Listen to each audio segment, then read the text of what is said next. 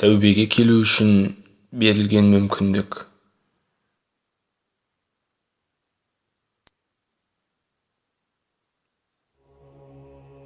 Кішкене кезімнен тар жерлерді, тар орындарды аса ұнатпаушы едім. Тар көшеге тап бола қалсам, өз-өзімнен қысылып, тезірек өтіп кетуге асығатынмын. Ауа жетпей қалатындай болып, тыжыранатын сол тар орынға бүгін еріксіз кіруге мәжбүр болып отырмын. Мені ақ матамен орап, ұзын табытқа салыпты. Көзім жұмулы болса да, маңайымдағылардың даусын анық-ақ естудемін. Байғұс-ай, жастай кетті-ау. Алда бітіретін талай істері, көрер қызығы көп еді деп мүсіркесіп жатыр. Шынымен де, көп жұмыстарым бітпей қалды. Балама қос қабатты үй, әйеліме шетелдік мәшине, үйді жиһазға толтырам деген ойым, жаңа фирма ашып ақшаны күреп табам ба деген жоспарларым бәрі де жартылай бітпей қалды. Бірден досымнан естілген "болды, бәрі де өтті, кетті" деген дауыстан құлағым шыңылдап қоя берді.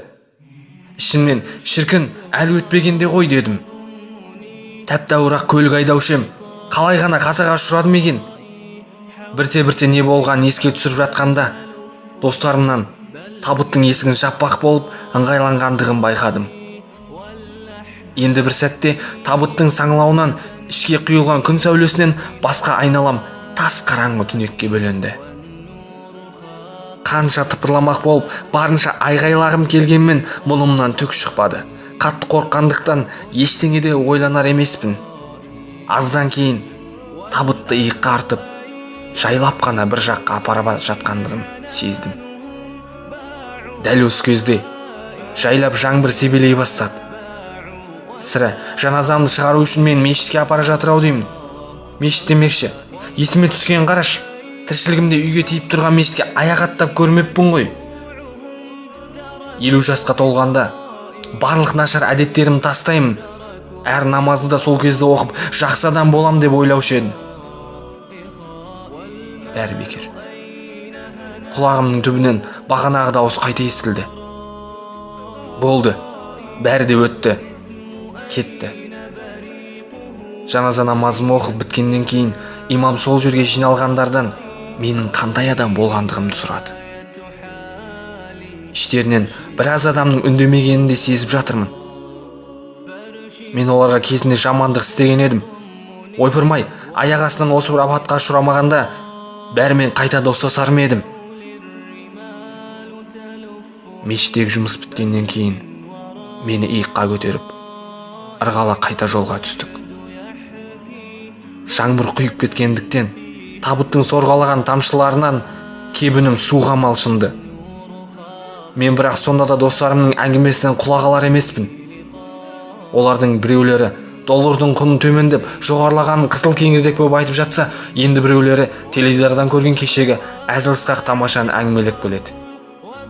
Алдың жақтан біреу екіншісіне: "Жер хабар бермесін. Марқұмның дәл бүгін өле қалғанын қараш. Қазылған моласына жеткен шақ малмандай су болдық" деп сыбырлады. Мен шалыс естіген боларым деп өз-өзімді жұбаттым. Әйтпесе, кезінде осы достарымның той-томалақ қызықтарында көмектесіп, менен көп жүрген кім бар? Молаға да жеттік-ау деймін.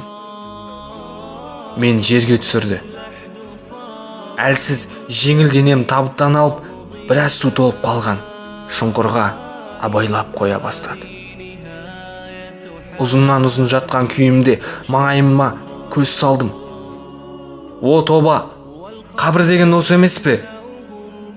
Осы уақытқа дейін қабір жайлы қалай түк ойланбағанмын. Достарым болса тезірек көміп кетуге асыққандай. Көзге түртсе көргісіз қараңғыда қалған мен шарасыз күйде: "Я Алла Тағала, бар ісімді, бүкіл пендешілік қылықтарымды түзетерлік тағы бір мүмкіншілік берші" деп жалына бастадым.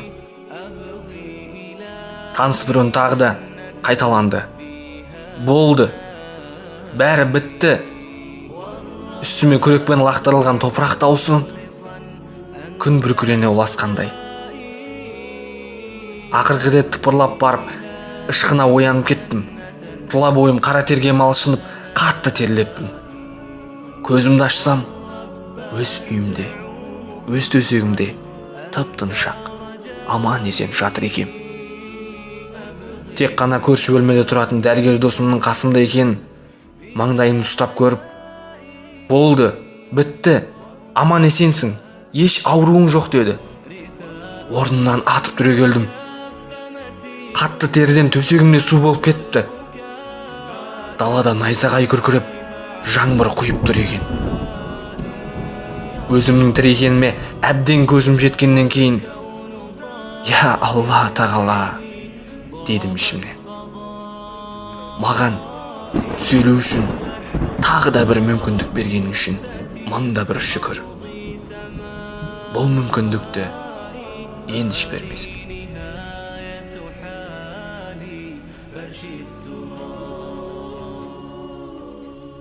والخوف يملأ غربتي